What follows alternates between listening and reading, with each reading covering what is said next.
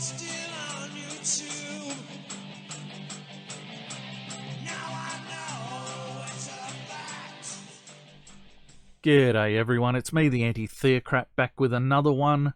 This is going to hurt me probably more than it's going to hurt you. You only have to listen to this shit. I actually read it, and that was pretty sad.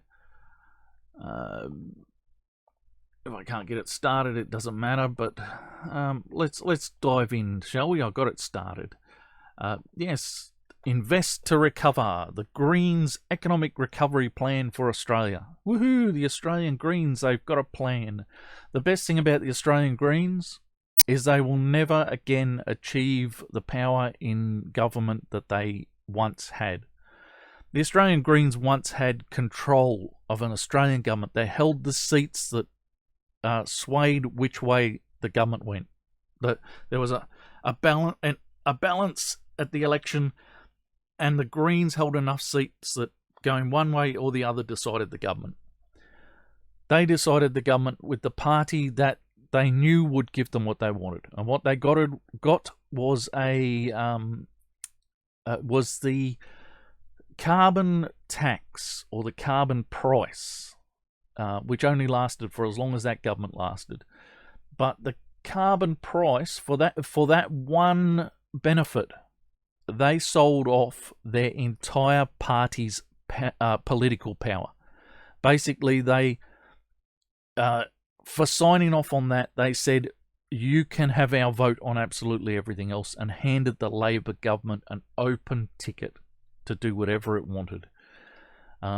Since then, they've never reached that level of power in politics, and that's the best thing about them. And believe it or not, I voted for this party. After I stopped voting Labor because they'd gotten this way, I actually took to the Greens because they started to build policies that looked like they were going to be good, and it didn't last. Towards a Green New Deal, and if anyone doesn't get the shivers from that, I will prove that you should. Yes, they actually reference this woman. A Green New Deal, a global movement, as if that's a fucking good thing. This idiot girl tied a social justice document to environmentalism as if this was a grand idea for saving the planet. The calling you Z or whatever's is so fucking important in sorting out our climate. It really fucking is. I don't know. I did read the document she put out, and it was a load of fucking shit. Apparently she's got some sort of qualification in economics, and I can tell you, it's evidence that they're not teaching economics to any degree. That me with my high school economics looked at it and thought, what a pile of shit. Okay, I'm going to read the highlighted text through this document because, as with government documents in this nature, it is a lot of repetition and talking around in circles. So we'll try and get to the heart of the matter. Yes, they have found a foothold to try and get their political message into the system. The spread of COVID-19 pandemic has turned our lives upside down and driven us into an economic crisis. Right. But it's a worldwide crisis, isn't it? The world is going to have to recover from this. And as it is, the Australian dollar has skyrocketed out of this. We've had quite a bad turn with the Australian dollar.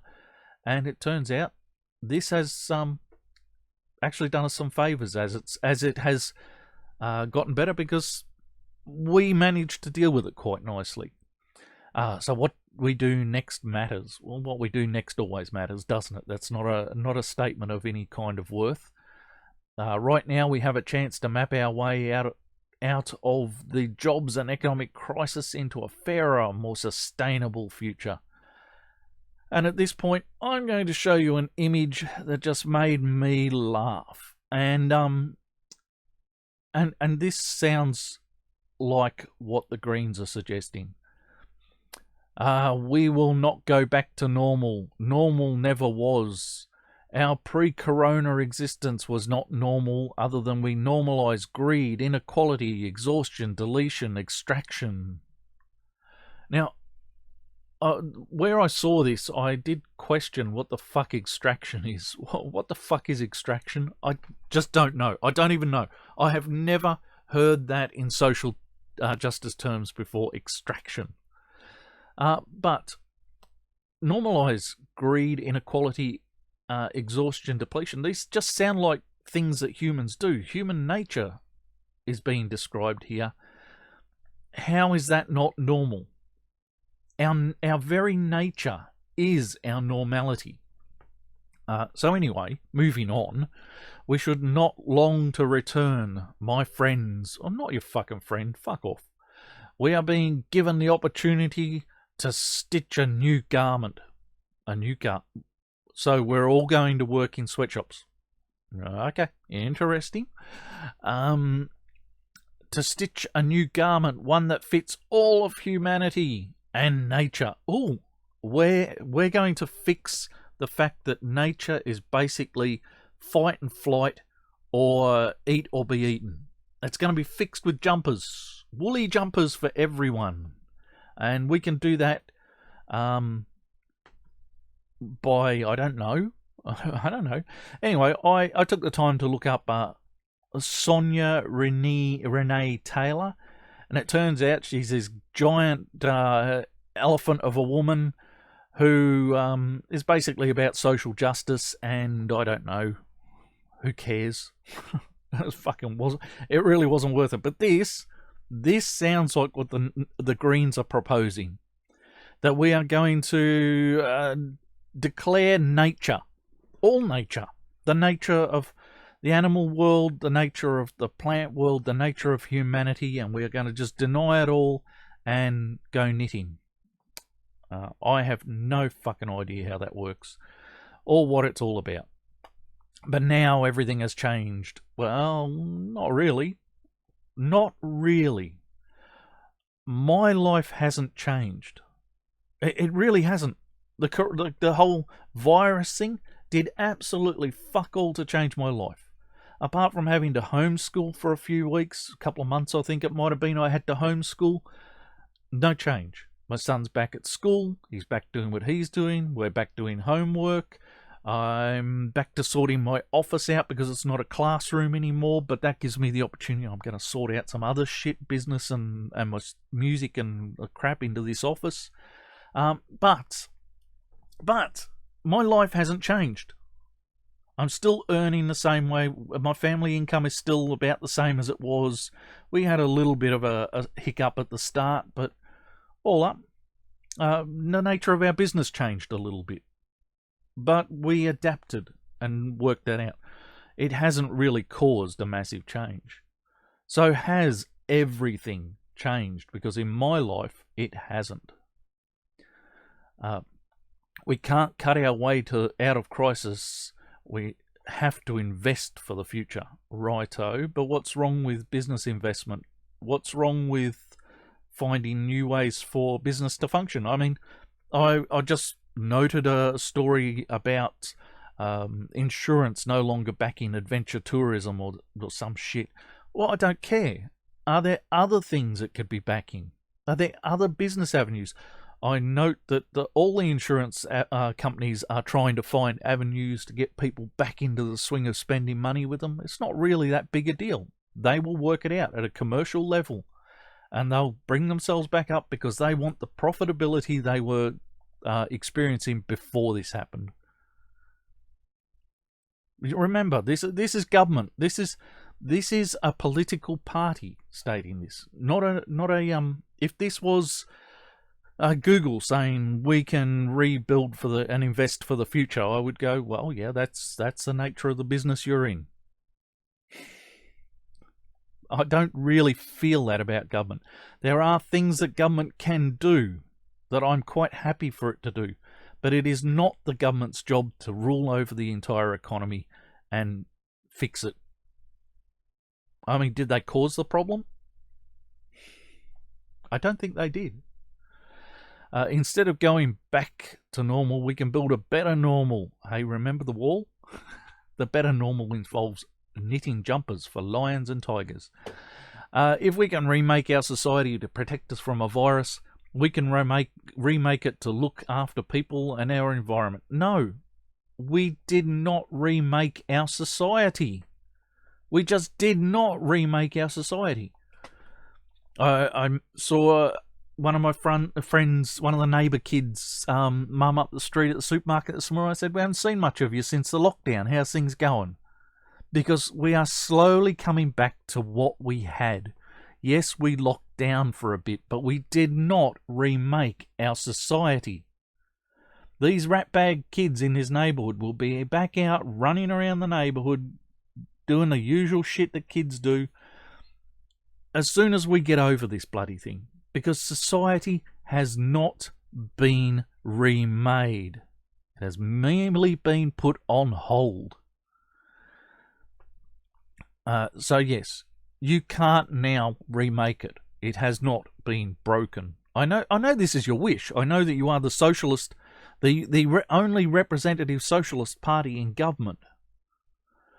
But society is not yet broken. You don't get to remake it.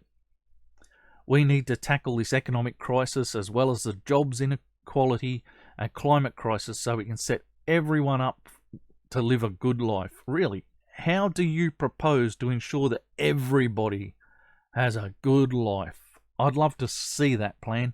I remember a Labor government once saying no children will be left behind, and almost fucking nothing changed. And I know they really had the intention of doing it. I have no doubt that Bob Hawke meant that when he said it. But you cannot save everyone. And believe it or not, even the communists don't save everyone.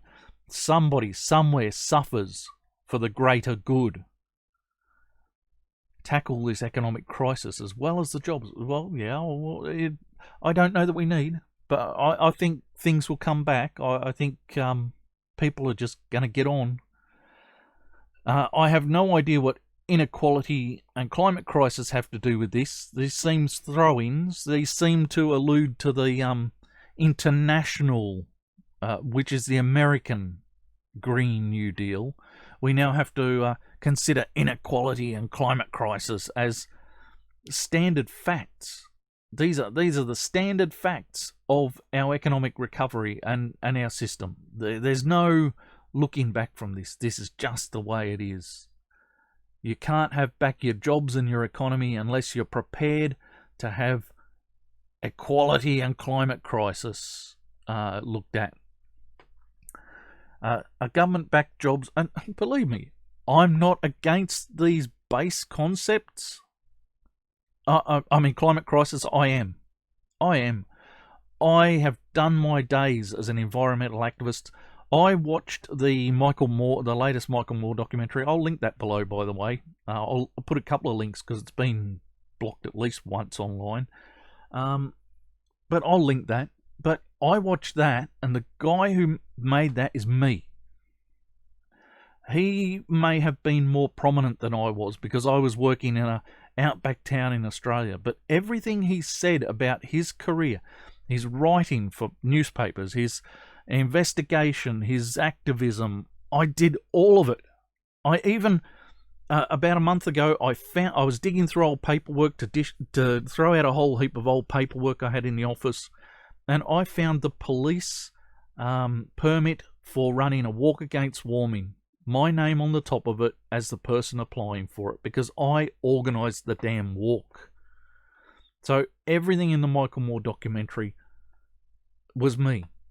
I do not believe there is a climate crisis as these people demand we include into our legislation.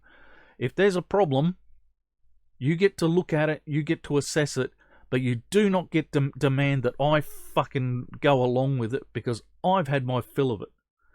Everything you fucking predicted fell through, was up shit creek. You had nothing. You fucking lying cunts. That's all I've got to say about the climate crisis. If there's a climate issue, and there may well be a climate issue, and I have noted climate changing through my lifetime, it has fuck all to do with anything you've proposed. And there are no solutions in what you've proposed. Right, getting back. A government-backed jobs income guarantee to help hundreds and thousands of jobs and ensure everyone has an income they can live on. So minimum wage, we already quite have a minimum wage. And I'd like to say that, and I've covered this a few times, that the dual income family has killed the family unit. It has killed the ability for a single parent household to survive as my parents did, because wage stagnation was created through the dual income system. And I'm not saying we shouldn't have had women go to the workplace. If women want to go to the workplace, good luck to them. When my father had his motorcycle accident, we were on basic compensation. It ignored all of my dad's shift work and everything, put him back on 75% of his base income. My mum went to work. I have no problem with women in the workplace. But when women didn't allow men the right to stay home, when they didn't allow exactly the same rights and responsibilities to men that they had procured for themselves, they fucked things up. They fucked them big time. You should have had more at-home dads. And then we would have had more single-income families, and we would have had more pay rises. And maybe we would have had a better economy. Right now, you fucked us. To be an at-home parent is to be poor. And that doesn't matter if you're single or married. As it is, Australia gives away free taxpayer funds to parents. I get them. And I don't even claim them. I claim nothing from the government throughout the year. When I put my tax return in, the government every year assesses whether or not they decide they owe me money. And every year I get a big lot of money from the government in what they decide they owe me for my choice to have kids. Now, I don't mind them giving me free money. But why is it the government's responsibility? Why is it the fucking government's responsibility? I have a stable income in this household. We actually have one stable and one variant income in this household. And I get to stay home and be an at-home parent. And I don't ask the government to pay for my decisions. But dual income households have forced people like me to accept that we can't afford to live this way. I mean, I started a business to bring in a little bit of extra money because even though my wife is as high as she can go in her area of expertise, without going into government, we struggle. We have struggled for years, for decades. So I started a business that at least allowed us some extra money. I've got to move on.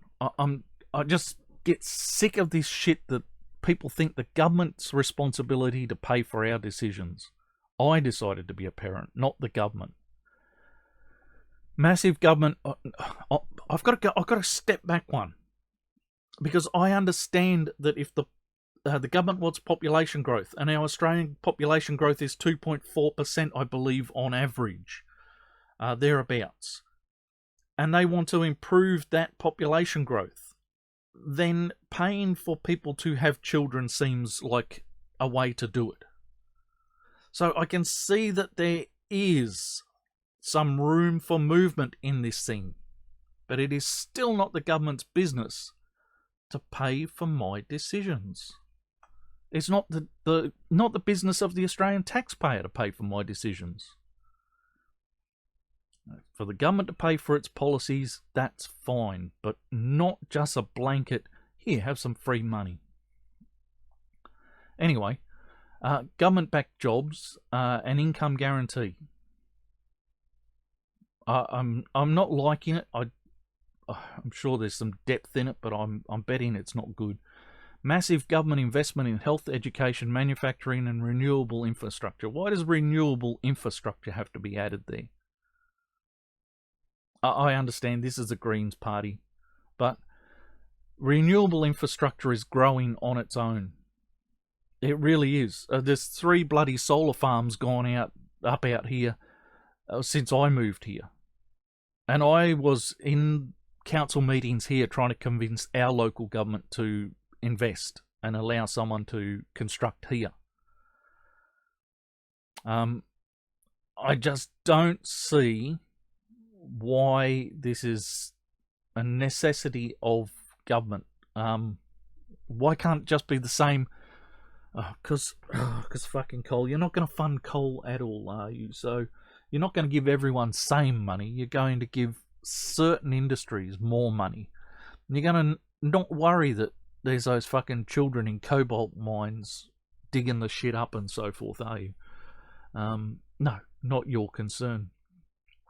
And for young people, our next gen guarantee will give free education and a living income and a guaranteed decent job if you want a decent job. How are you fucking guaranteeing a decent job? Anyone with a bloody gender studies degree is not worthy of a decent job. All they're going to do is serve bloody coffee. How are you guaranteeing a decent job? My wife, a primary wage earner, went unemployed and doing temp work for 10 years after she left university before she broke into her field because there are no jobs in her field. And to prove the point, she's been in the same fucking job. Well, it's her second placement since getting into the job. But essentially, she's been what she is for the last 20 years going on. So, and she looks like she'll go on another 20 years doing it. Now, she's not opening any new jobs, is she? She's holding one down. You just can't guarantee jobs in every field. How about you give free education to people studying in areas that guarantee a decent job? Not just to everyone. Because what you've done here is state a blanket statement. We're going to give free education to everyone. You're studying gender studies? No problem. Yeah, and we're going to find a fucking decent job for you too. There are fucking no jobs in gender studies. A few that they've invented for themselves. And I hope it all fucking falls apart at some point. How about engineers? Okay, there's plenty of unemployed engineers too. But how about these people you want to give a free education? You make sure they are in a career path that at least is required, that we need people in.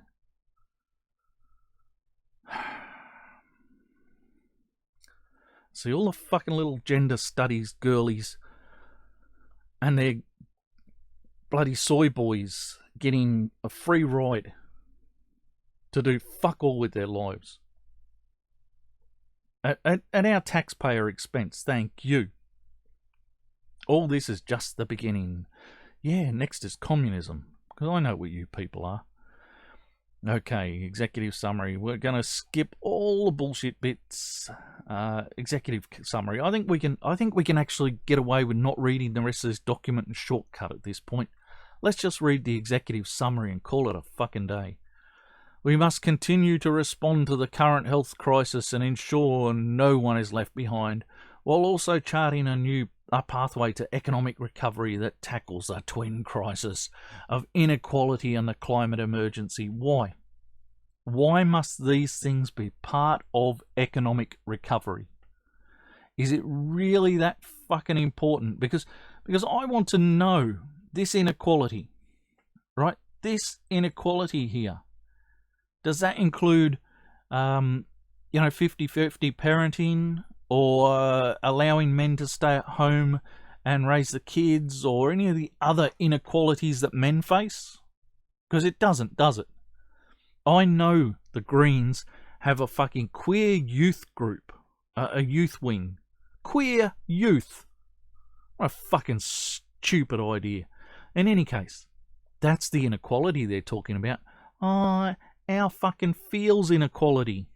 Get fucked. And the climate emergency. No. You can just go and fucking swing on that one. If we make the right decisions and investments now, we can create hundreds of thousands of jobs. No.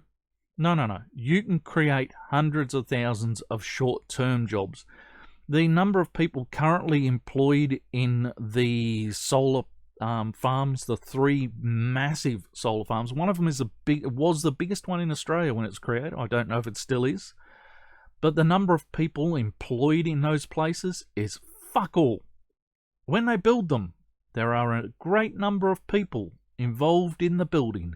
And after that, there's fucking nobody.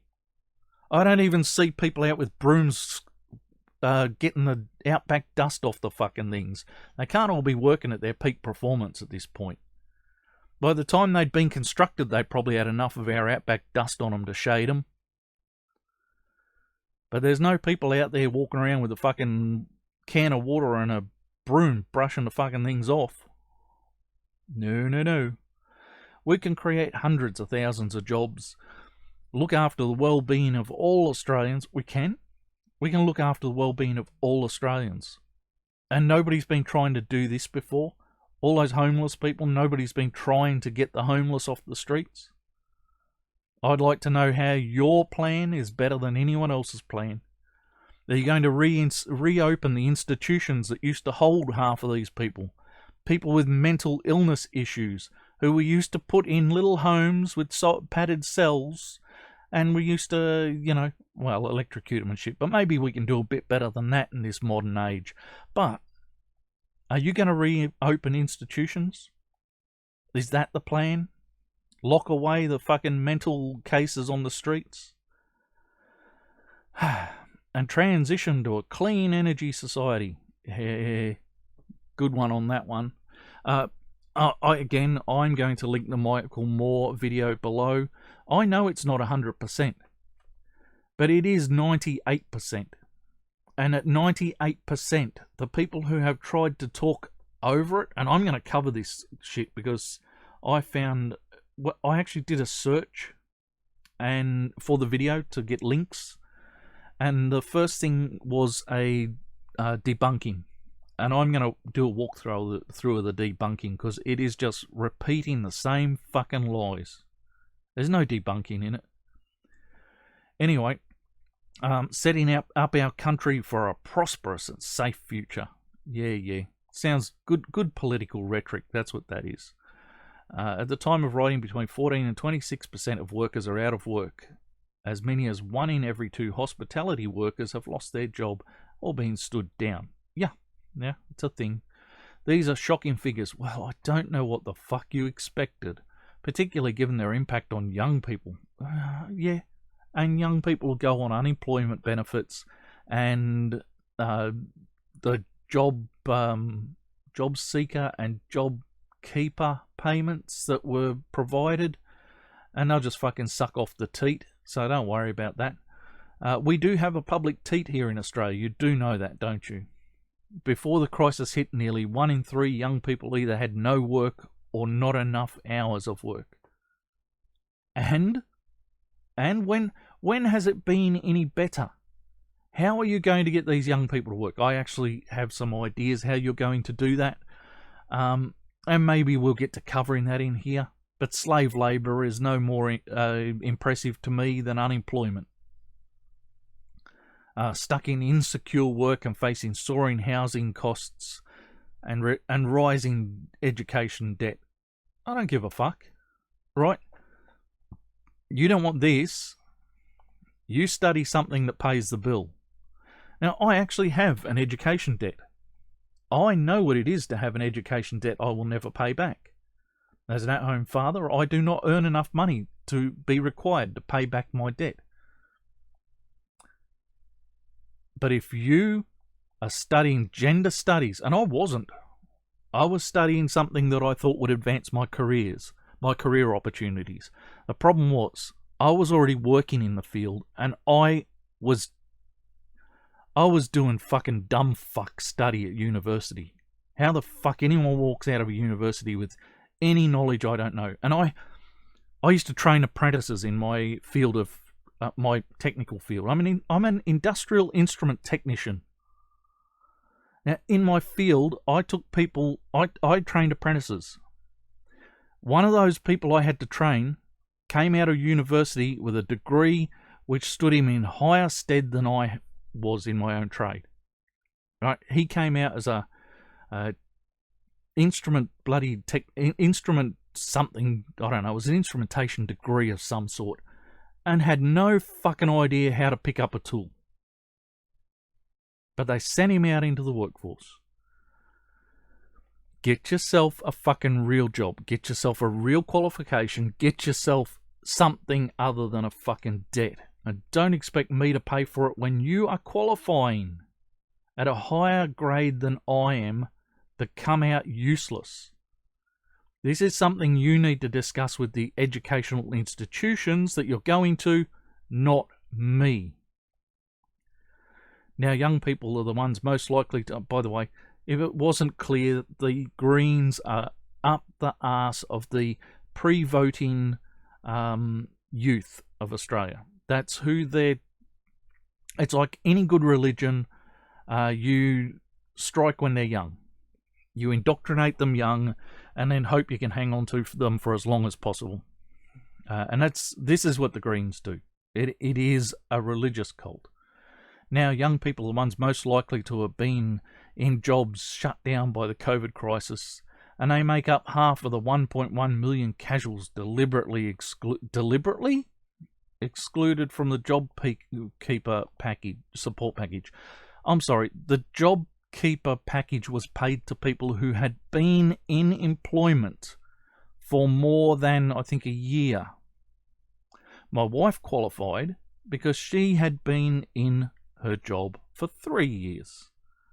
Now, if you're not holding down jobs, that's no one else's responsibility but your own, and you probably are going through long sessions of unemployment between your jobs. Is that anyone else's fucking problem but your own? The history of recession teaches us 3 main lessons.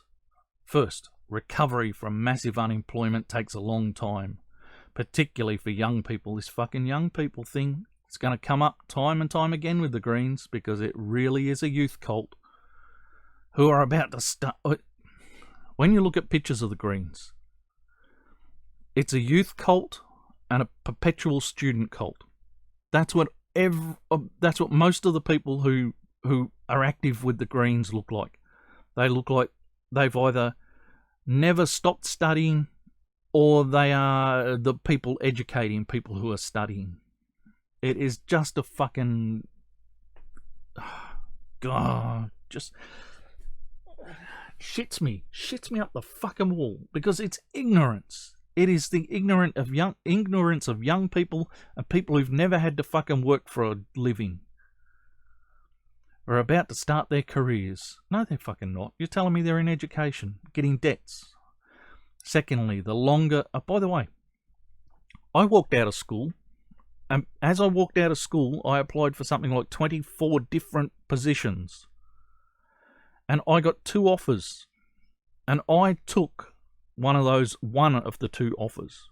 I could have become a chef or an instrument maker, a fitter and maker fitter.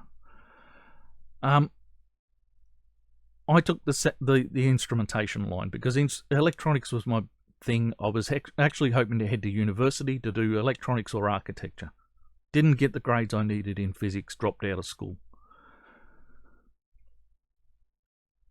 I fucking applied for everything across the board. I left no stone unturned. I mean, the 2 options I got were chef and instrumentation. How fucking diverse do you think I applied to get a job? Just work fucking harder at it, will you? Not only that, I got retrenched after a year. I spent 6 months travelling around this country to find a place to finish my apprenticeship. I managed to do that at the end of 6 months. I had no money, nothing else. I was cleaning out fucking bins of tongue and kangaroo bits in a pet shop for $20 on the weekends to make some money. Because I'd been travelling, I couldn't get any income support. I did what it took to survive. Why the fuck are young people today so fucking special?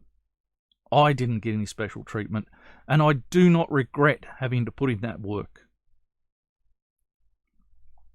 Secondly, the longer the downturn continues, the deeper it gets, the harder it is for people to rebuild their lives. Thirdly, investment can speed the recovery.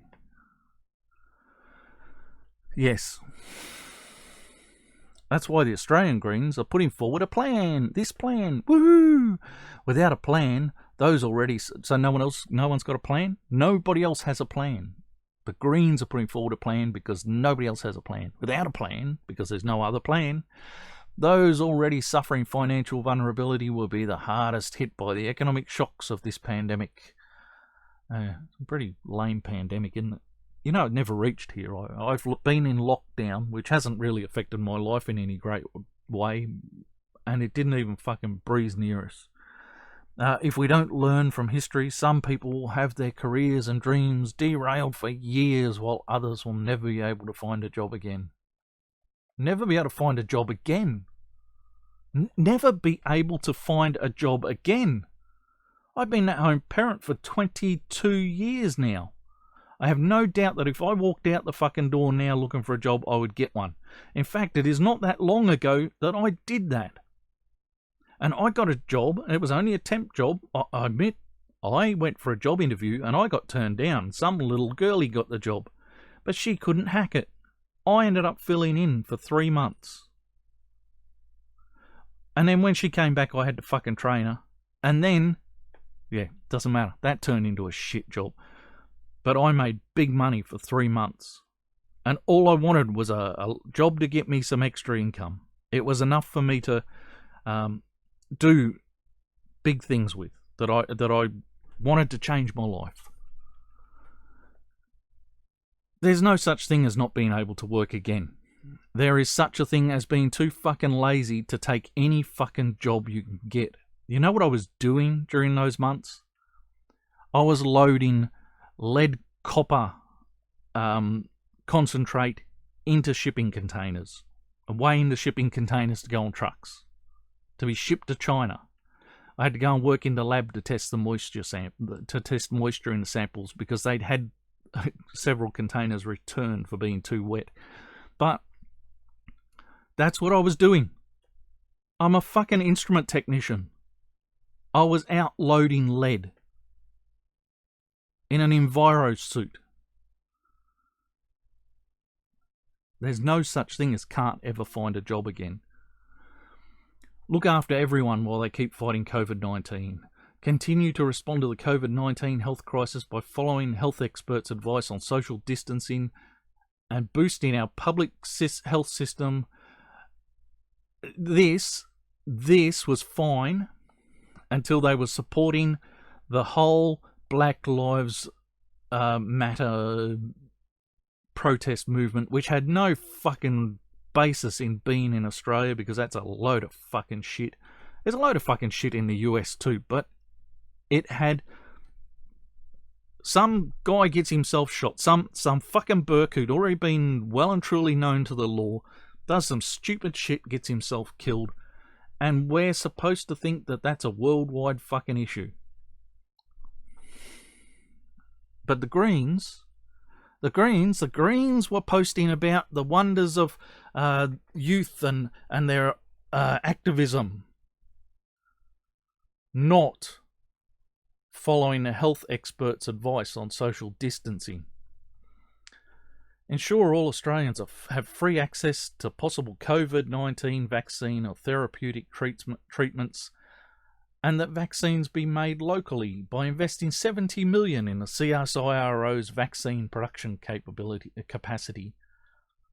That's nice, but we're not there yet, are we? So you can dream all you like. Make the flu vaccine available free of charge to all Australians. Yeah. I pretty much thought it was free to most of us. Make sure all casual contract and temporary visa holders have access to JobKeepers. Why? Send them back to their own countries, because this is a pandemic and we're meant to be in lockdown, and the Australian government told Australian citizens to come home. It's not our job to pay people from overseas to be in our country unemployed. Oh, I know it's a fucking tough stance. I do know it's a tough stance. But it's not our job to pay people to be unemployed who don't pay tax in our tax system. Right? I've got a Chinese partner. She's registered here as an Australian for tax as an Australian for taxation purposes. She's a Chinese national, but she pays tax in Australia. She got the JobKeeper. I don't want to give it to everybody, but my wife pays tax in this country. She's a permanent citizen in this country, a permanent resident in this country. That's fine. There are lines, but this is just a fucking blanket. Let's do this. Pay everyone. Ensure people on the disability support pension, carers, payments and other payments receive the coronavirus supplement. It's fair, I guess, if we're going to pay out supplements to people, but look after our at-risk communities, including our multicultural communities, through a national anti-racism campaign. Yeah, because we're the fucking most racist country in the fucking world. I've lived in China. Don't tell me about fucking racism in Australia. There are things that you would consider racist about me.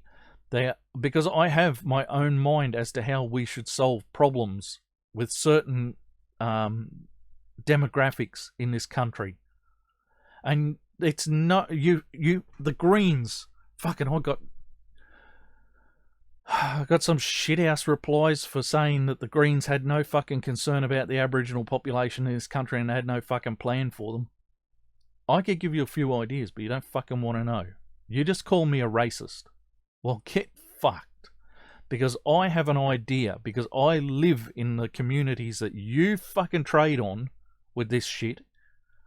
I'm the fucking racist. No, you're the racist because you won't look at the problem properly. You just want to pander to people because of their race. And when you pander to people because of their race, you're a racist. New laws to stamp out hate speech, stamp out hate speech as a charter of the human rights. No, get fucked. My right to say whatever I like to anyone. I think we should abolish all hate speech. I think we should abolish it from law. I think you should be allowed to say whatever you like about anybody in any racial way you like and get on with life. I had this discussion with someone the other day. I said, I don't give a fuck if people are racist. I don't give a fuck if they think that I'm a race mixer or whatever in the fuck they might want to call me because I have an Asian partner and a half Asian son. They can call me whatever the fuck they like, and I will call them whatever the fuck I want to if they're creating just more of the fucking same. Little white kitties running around, whatever the fuck, little black kitties. I don't care which kind of race they are that they're playing their racist games from. It could be bloody Asians and Asians, you know. They're saying, oh, you race mixers. I don't give a fuck. It's not that fucking important. I'm not insulted by it, and if I am, I can hand the insult back quite happily on my fucking own, thank you. I do not need the law or the police getting involved. I don't think anybody needs the police or the law getting involved in petty shit like somebody having a little bit of hate speech. Ooh, I don't like you. Ooh, no, I'm upset. Get fucked. It is not a human right either, just for the record. Renters through the National Standard for Renters' Rights. Renters' Rights. We've already got rental rights groups. First Nations communities, you can't even fucking call them Aboriginals anymore. Well, I'm going to call them Aboriginal. Aboriginal communities who will be impacted, because I think this is a term that we've all come to accept, Aboriginals, for the Australian native population. And I think you're being fucking racist by taking that away from them. I think by calling them First Nations, you're calling them fucking American Indians. Why would you take their distinct variation away from them? Their distinct variation is not that they're not Canadian natives. They're not American US natives. They're Australian natives. And for as long as any of us can remember, we've called them Aboriginals, which means natives. So why do you want to take away that distinction, you fucking racists? Communities who are being impacted by social distancing restrictions. We're all fucking impacted by social distancing restrictions, you dipshits. Long after other Australians. Why? Why? I live on a main highway mining town, fairly large population. We've never had this fucking disease here.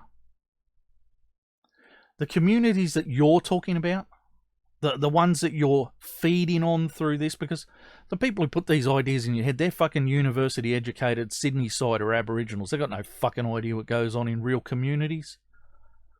In the communities that you're feeding off, that you are sapping the lifeblood from, they haven't given much of a fuck, really. I would bet that their daily life has barely changed. Now, I've seen the ads on TV because I live in that part of Australia where we get the advertising that's aimed at the Aboriginal population. And I can tell you, they're more fucking worried about syphilis than they are about bloody COVID. As they should be. But yeah, survivors of domestic violence through additional funding. Why? Why? What special about domestic violence survivors? And I've got to note that the women who claim to be survivors of domestic violence, they get funding through the fucking nose. Bleeds out their arseholes, is that much of it. People seeking asylum. Why?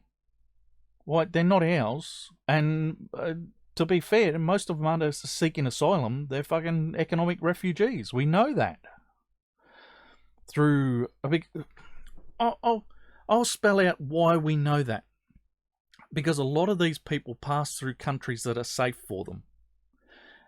And you are a refugee until you reach the first safe country, nation for you to stay in. After that, you're passing through and you've lost your refugee status. That's where a refugee is, right? A refugee is the person who crosses a border into another country. If that country is safe for them to stay, then that is where they end their refugee status. By the time they've made it to Australia, they have passed through numerous countries, some of which were safe. Through releasing those stuck in detention centres where COVID is risk is high. Is it? Is it? Has there been a significant COVID problem in detention centres? See, I thought we crushed it in Sydney, as Sydney was the biggest hit, and I thought that was just in the centre of Sydney. I didn't know we had COVID in the detention centres. Why hasn't anyone except the Greens talked about this? And what's wrong with locking people down in the bloody detention centres? It's a very small and contained community. It wouldn't be hard to separate people for a while until things settled down. And the first time you had a sign that someone had it, you just lock everyone down. You would have someone deliver their meals to their locations and wait until it passed. Seriously easier than for the rest of the society that we live in. And those suffering mental ill health through better services. So you are going to reopen the institutions. I'm pro the institutions these days. So many fucking retarded people out there. They vote for the Greens, you know. Recover by investing, and I'm not walking back from that fucking comment, I'll tell you. Recover by investing. Put in place a job and income guarantee. By investing in job creation, industry programs and infrastructures. I don't think that that's a new thing. I think that's exactly where the government is going. It's your payments to individuals that is the bit that sucks.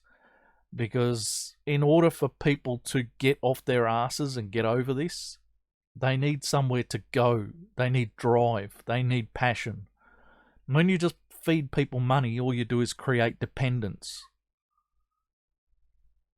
It's the problem you have with some of your other crap that you've gone on with here, is all you want to do is throw more money at problems. Keeping the increase to income payments and committing to the next gen guarantee. I don't know what the fucking next gen guarantee is. I don't want to hear about it. I bet it's a load of shit. For people under 30, that guarantees every young person a free place at university or TAFE. Yes, I knew it was a piece of shit. No. I think you can offer this to people based on whether or not they are entering a field that is going to be of any worth to us. Right? We know how massive the unemployment statistics are in quite a lot of the fields that universities and TAFEs train in. Right? The Labor Party 20 years ago or something decided that it was going to get people out of the unemployment statistics. It might have been 30 years ago, shit. Geez, I'm old. But they were going to change the unemployment statistics by putting everyone in retraining. What did they do? They trained fucking tens of thousands of welders. There are now tens of thousands of unemployed qualified welders out there. Fucking hell. An income they can actually live on, or a decent job if they want it, on virtual national building projects that will create a cleaner economy and more caring and creative. Hey?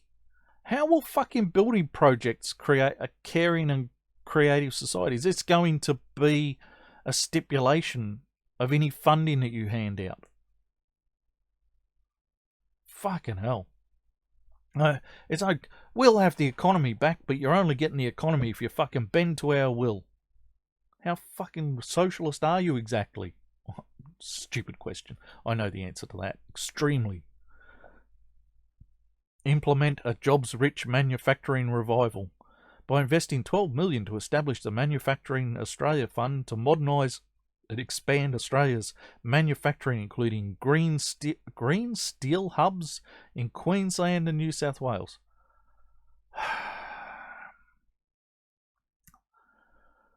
As well as advanced manufacturing processes for the future. Future tech. I see. I'm a simulation game player, and you get to that point in SimCity 4 or whatever in the fuck it is you're playing, where suddenly they can't think of any new technologies to add to the game, and everything just becomes future science and future manufacturing and future. So you have no plan, you just have future. Sounds good. Almost every sim game comes to a point where it just hits future if you play them long enough.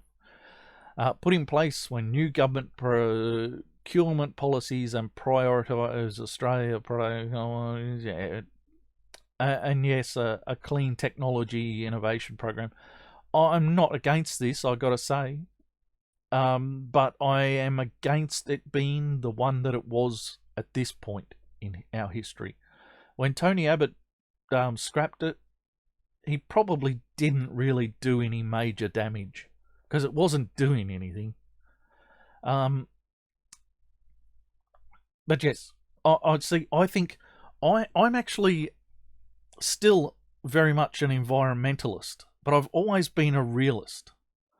I've always believed that in order to decrease our footprint, we don't need new ways to produce energy.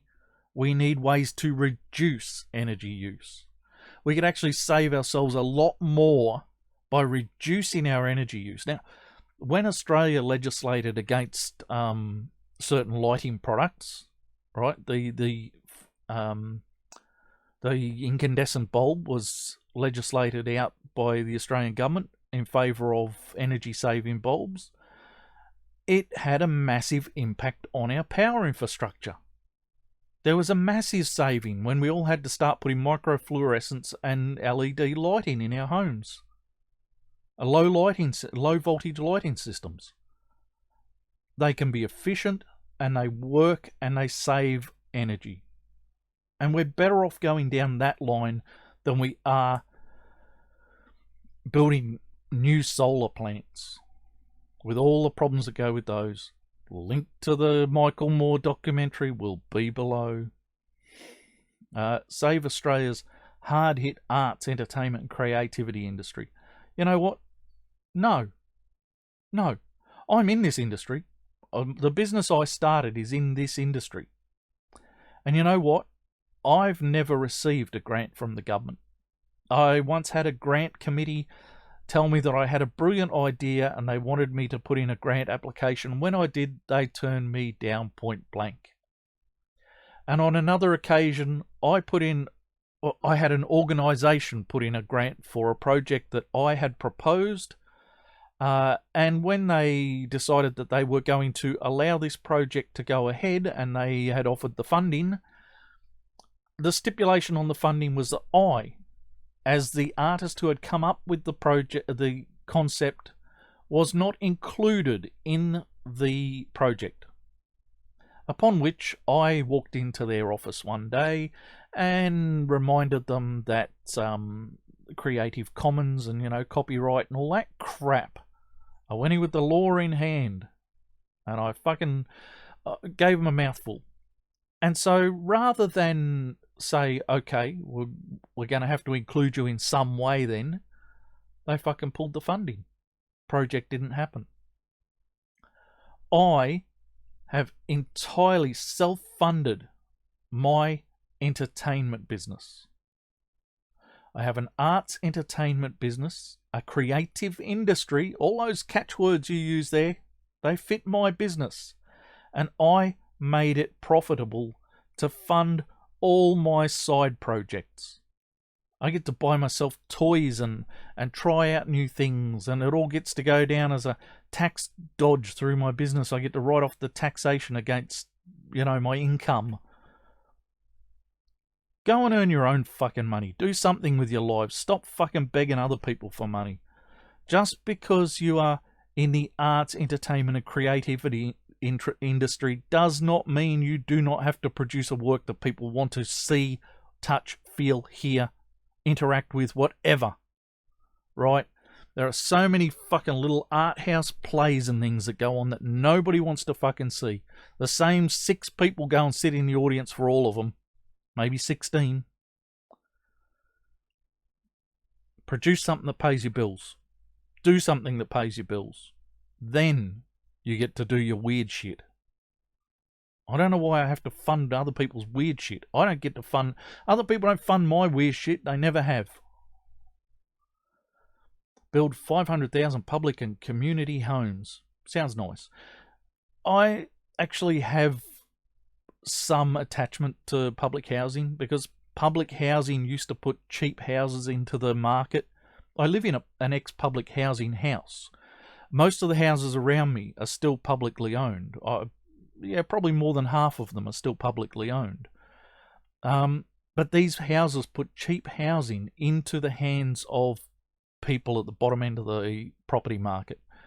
And it meant that when the government released them for sale to the people who were living in them, that they could go into the private sector. And the government would build new houses somewhere else to replace them. But the houses would be turned over into the private sector, which allowed people to do work on them and make them worth a little bit more. Admittedly, in this neighbourhood, they're not. People next door spend a fortune on theirs. They'll be lucky if they get it back. They'll be lucky if they sell the place. One diagonally across for them just went up on sale. Public housing. It's open for expressions of interest. Nobody wants to live in this neighbourhood. In any case, public housing used to open up cheap housing into the investment market over time. It's not entirely just about public housing. It is about getting people in at the bottom end. I'm not totally against it. I'm not totally for it. I understand its value. I also understand the pitfalls. The Greens might have an issue here getting 500,000 of the fucking things built. And by the way, I live in an outback town. You know how they get people out here into the public housing? They look for the minority groups that these people like to crawl up the arse of, and they give them $10,000 and then they shift them out here. That's how the last wave of people moved out here. Almost every house in this neighbourhood was empty. The private ones were the only ones that weren't. Almost all the public housing was empty. And suddenly we got a flood of people coming in. They got moved here from elsewhere in the country. They got 10 grand to move here. New furniture, new everything else. See, that doesn't sound like a solution for me. That sounds like Queensland's move on laws when they used to pick up the blackfellas in town and take them out to the outskirts of the city and dump them. Like I said, public housing is a two-way street. There's good and bad. Investment in sustainable productive infrastructure. I do not believe that the Greens are serious here, because they're going to tie so much of this to, well, 6 million grid transformation fund, energy, clean future technology, whatever in the fuck else. It's going to be tied to wishy-washy bullshit programs, and a lot of short-term ones. Establish a $6 billion nature fund, creating 13,000 jobs. 13,000 jobs will be for the first 6 months. After which, there'll be nothing. Invest in Australia's... Oh, by the way, the other way that the $6 million nature fund... Remember I told you the Labor Party trained welders to get them out of the unemployment figures? That's what this is. This is employing people to go and plant trees for minimum wage, with none of the health benefits or anything of a job. They'll send mobs of youth out into the parks and scrublands to plant trees. And it'll be the Nature Fund. And it'll create jobs for a short term that effectively take away from what could be paid employment. I mean, the government could put out commercial contracts for these things. They just could. Then they've put in training in park and forest management. How many people do they think are employed in park and forest management? It's fuck all. Pest and weed control, visitor infrastructure, bushfire management, revegetation. See, this one's probably a good idea, but again, you could be employing people in real jobs, not just in your $6 million nature fund, $6 billion nature fund, right? You could be employing the fire departments to go around and have a look at bushfire management and see whether or not we're doing the right things. You could release more burning permits in the areas where burning permits are used. You could be allowing cattle to graze in hills in the hills of Victoria to keep some management on the places. There's a whole range of things you could be doing. But this is going to be about getting a few people out of the unemployment market. It's just what it stinks of. Training welders. Investment in Australia's skills, education and research. Okay, by boosting university and schools funding, making TAFE and undergraduate courses free, ensure that all Commonwealth infrastructure projects have a 1-to-10 ratio for apprenticeships, creating tens of thousands of apprenticeships. Tens of thousands of apprenticeships. Good writing there, Greens. Policy document and all. Move Australia on a pathway towards 4% of GDP spent on research and development. Now, I have no problem with quite a few of these things, except apprentices work for a living. I know, I was one. Now, we get shitty wages. I lived in poverty. There's no doubt about it. For 7 odd years of my life, I lived in houses with drug addicts and bums because I was being paid shit-house wages as an apprentice, and then on into my trade. But I don't know why you would include apprentices in this free stuff, because apprentices already get paid. Retain free childcare and boost early childhood education by extending the universal access to early childhood education 3 to 4 years olds to 24 hours per week. This is the bit that worries me about this, because childcare is not... I've never considered the government's responsibility. It's not their responsibility to look after my kids. Why should it be their responsibility to look after anyone else's kids? Again, it's this two-income family thing that gives me the shits. Essentially, one of the family's incomes will be only a partial income as you pay for other people to raise your children. Is that fucking how it's meant to be done? Is that how it's meant to be done? Properly invest in our aged care system? Pfft, you wouldn't know. Substantially increase our foreign aid budget. Why? What the fuck has this got to do with growing our nation? And forgive Pacific nations' debt in the time of crisis when poverty across the globe is the hardest. Well, you can forgive their debts, okay? Because I'm sure they probably don't owe us that much. And if they do, fuck it, we'll just write it off into the debt we've already got. It's massive enough. But why the fuck would we give them more money if we're going to excuse their debt? I don't know what you're fucking aiming for here. Let's make our country better by spending fucking shitloads of money in it, but then let's do it to everyone else's country too. What do we get back from them? What in the fuck are they going to do for us? Right, our economy is hard hit too. What in the fuck are they going to give us back? I don't have a problem with us trading with foreign countries and boosting their economy through trade. I think if you've got Pacific nations out there that can be, invest in their tourist market, help people to go to their fucking nations for a little bit of a holiday in the sun, I don't give a fuck. Do that. Give them a tax-free status for our bloody economy or something. I don't know the fucking ins and outs of it all, do I? But why the fuck are we just going to give everyone more money and then write off the debts they already have? The government must set a national target of 2 million new jobs and halving the number of insecure jobs. How do you do this? Halve the number of insecure jobs. I'm really interested because over the years, our job market has moved more and more towards casual employment, casual and part-time employment. The idea that you can have a job for life, even in government, is now a questionable thing. People do not go into government jobs as they did in my father's day, with the expectation that they would ride it through for 20 years till they got their retirement. You don't do that anymore.